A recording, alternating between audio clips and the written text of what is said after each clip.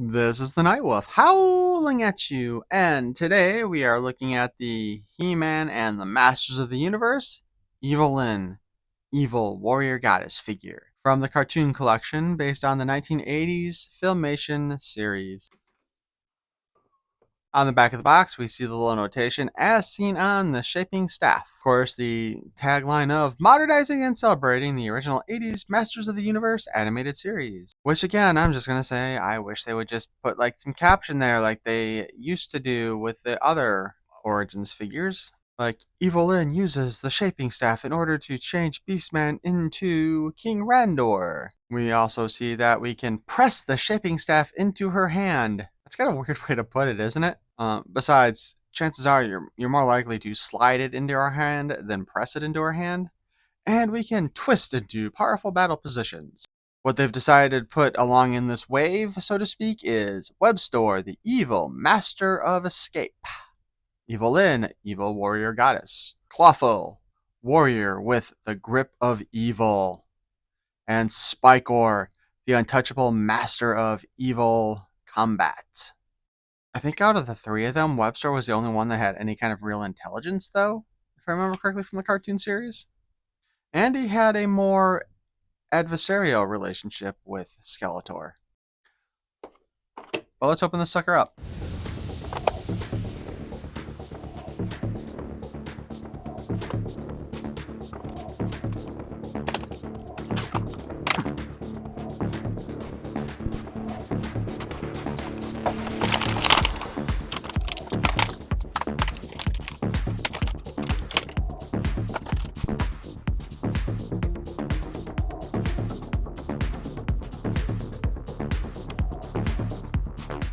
Okay, so first up,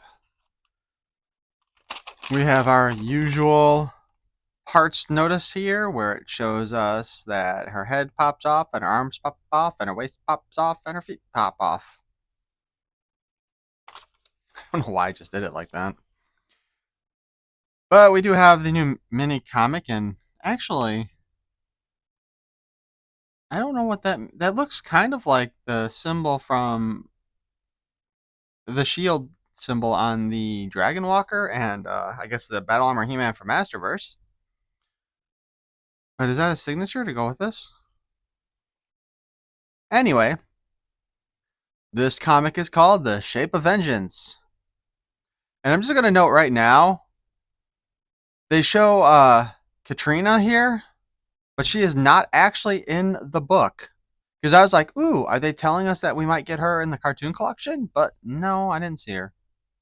And I something that's adorable, how Evil-Lyn's holding a little evil deity like it's a baby.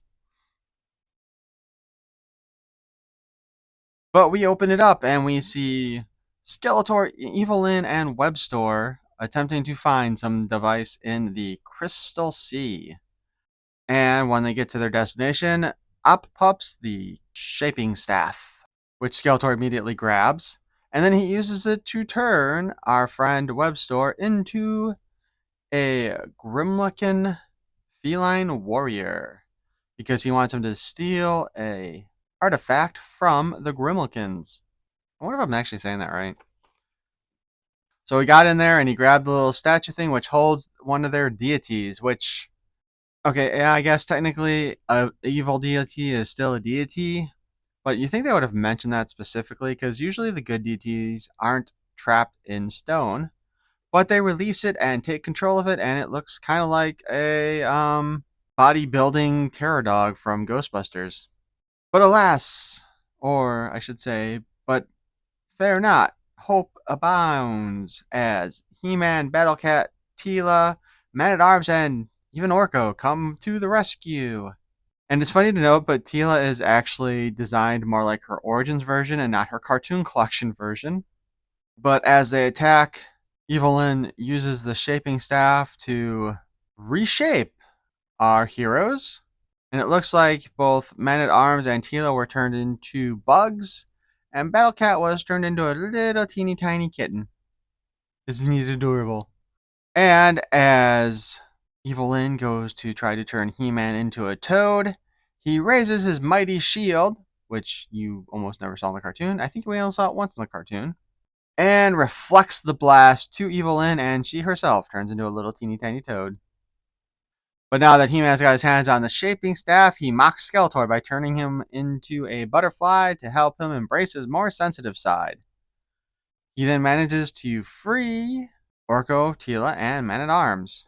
Orko then takes the shaping staff and uses it to create a thundering tempest, a storm, to scare the Grimlock deity, and then transform it back into a stone statue. Then we get the joke as He-Man asks how Orko knew how to do that, and he just says, "I recalled in our last battle, a thunderstorm was the Grimalkin's weakness. After all, no matter the cat's size, they hate water." By the way, every cat I've ever owned has hated water. Well, I should say, my one cat actually liked water for a bit and would play in the tub if you filled it part of the way, up until she got hit by the shower. And our friends have a picnic outside of what kind of looks like there, one of the Eternian towers? The main tower, in fact. "Say, Teela, can you pass the butter?" "Sorry, but I finished it." "Ha! We'll forgive and forget your transgression this time." Then we get back to Skeletor. "Well, you've really done it this time. What do you have to say for yourself?" And Evil-Lyn apparently tongues him and eats him. "Let me out! My vengeance awaits!" Rabbit. And of course, on the back of the comic, we see once more Webstore, the evil master of escape, Evil-Lyn, the evil warrior goddess, Clawful, the warrior with a grip of evil, and Spikor, the untouchable master of evil combat. I sometimes wonder, like, if I had a chance to interview one of the character designers for Filmation, I would seriously ask them what they were thinking with their Clawful design. Not only does he not look like a crab at all, and he's got the teeny tiny claws instead of the big old one that's supposed to be his signature, he looks like he should be one of the snake men, at the very least, or one of the reptilian people. But alas, that shall finish our mini comic adventure. And now we shall look at our Evil-Lyn from the Cartoon Collection. So, Evil-Lyn here does have a new body sculpt. Ooh. This is interesting.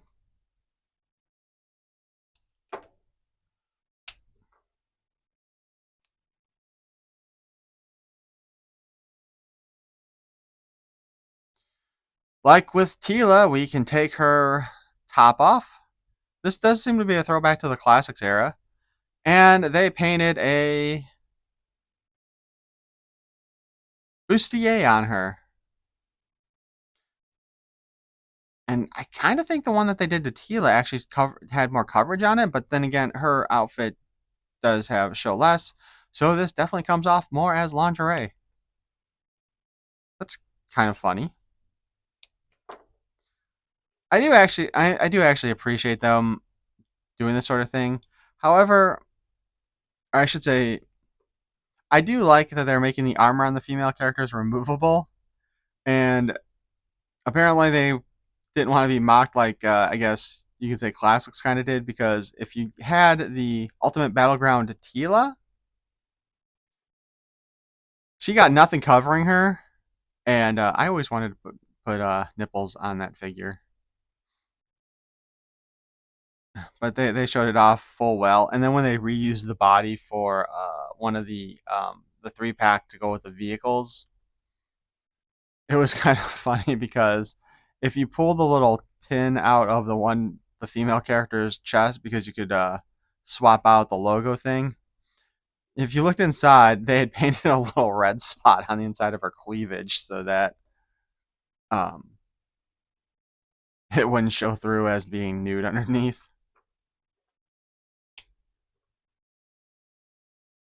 That is also a very interesting head interior. But it does show that the head here is made out of two different plastics, the kind of yellow plastic that they used and the black plastic. And I'm kind of wondering why they went with this skin tone for her. Um, it kind of falls under that weird. It's a pale yellow. It almost resembles like a Caucasian skin tone, but not quite. So I think they were trying to do a throwback to the original figure as well when they did this one. And I don't know. It's not horrible, but it also doesn't look particularly good either. I think they should just stuck with whatever the actual skin tone from the animation had been instead of trying to get clever with it. With that being said, she's got a pretty nice head sculpt. Um, she does kind of remind me of the evil queen from Snow White, the Disney version, a bit, with her eyes and her eyebrows.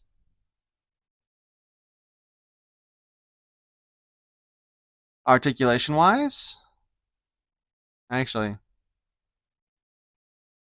I don't know. I like the fin on her head, on her headdress, looks kind of more interesting this version too.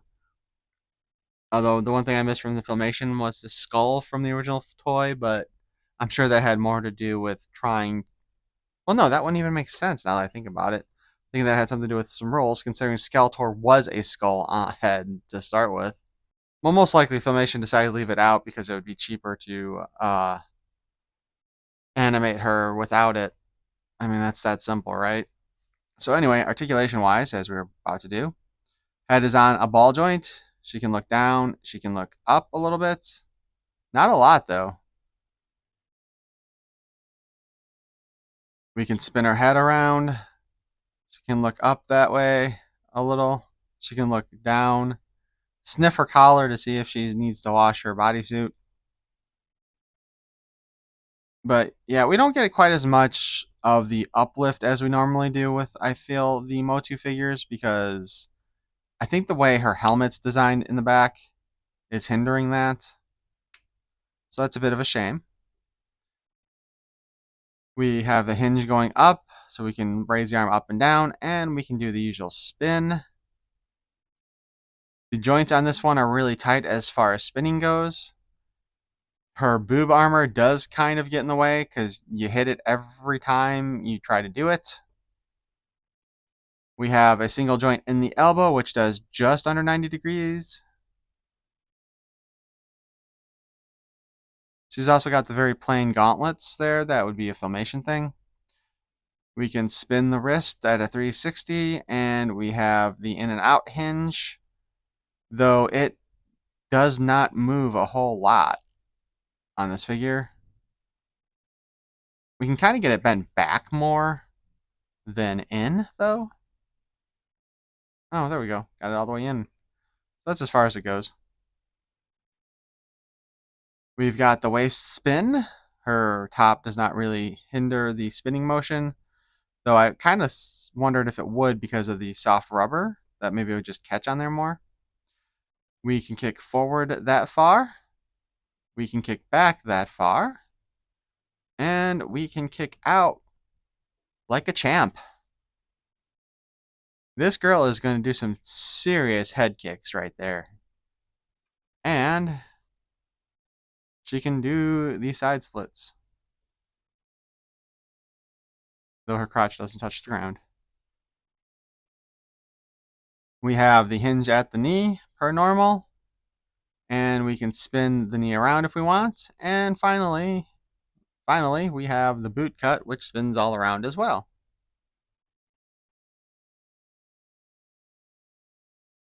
She comes with two accessories. Her crystal ball staff thing, which is designed after the Filmation cartoon, which fits in her hand nicely enough. I don't know why, but I suddenly got the image of her doing karaoke. And we have the shaping staff. Which honestly is kind of a boring staff design, even though we've gotten it with multiple figures now, and I think Classics gave it to us and Masterverse gave it to us. To go along with that, we of course have our original Origins version of Evil-Lyn for comparison.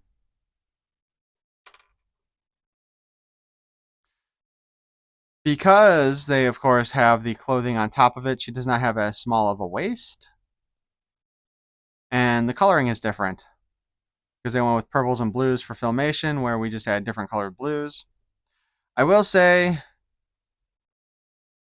I think I kind of like the eye design on the Origins better, but I like the lips on the filmation one because, I mean, she has that really stupid grimace, like smile teeth thing going on with the Origins one.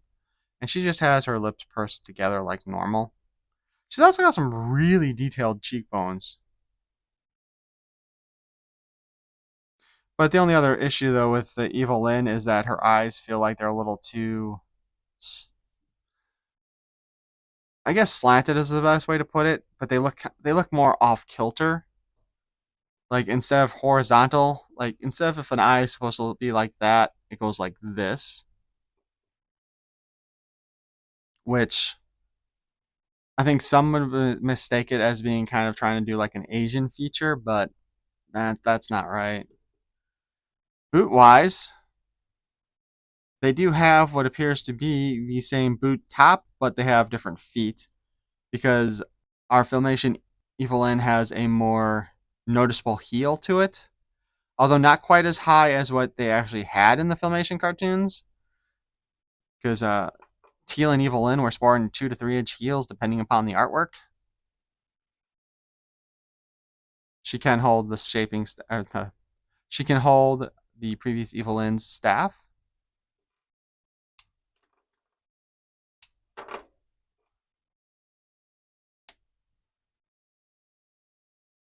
We can swap out the waists. Actually, that swapped out better than I think the Teal one did, to be honest.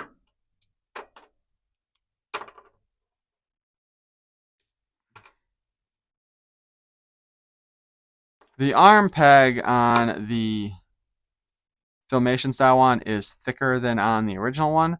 So where you can get the original one to fit in there nicely, I wouldn't try to force this in there because God only knows if you'll be able to get it out without breaking something. And let's go ahead and try out the head pegs. I think the Filmation head peg might be a little bit smaller, but I'm not 100% sure.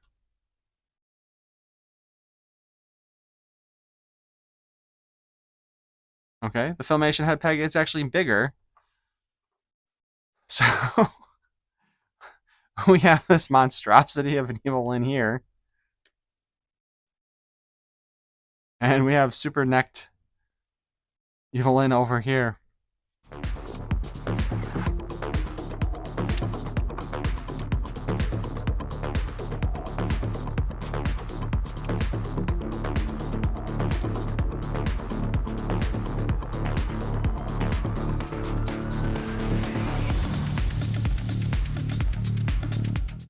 And while I am not a big fan of the jaundiced Caucasian coloring they gave the Filmation version, or I should say the Cartoon Collection version of Evil-Lyn, I do prefer it over the bright nuclear yellow that they used on the Origins character, and I kind of wish maybe they would do a reissue of her, preferably with the updated knees, where they put her in the more muted yellow that the original toy came in. But let's not forget, when Origins first came out, all the colors were bigger and brighter than their original toy counterparts were from the 80s, so that's part of the reason why we have nuclear Evil-Lyn here. And I think it's safe to say that our Filmation Evil-Lyn is probably the superior figure here, just because, if nothing else, the skin tones and the mouth. So I would suggest go ahead and pick her up. I do like the Cartoon Collection figures overall, aside from not being a big fan that they did the Too Bad as a 3-pack for Cartoon Collection instead of making it Origins, where they could have done a better head sculpt on both of Tuvar and Badra. But hey, can't win them all, and maybe they're saving that for next year.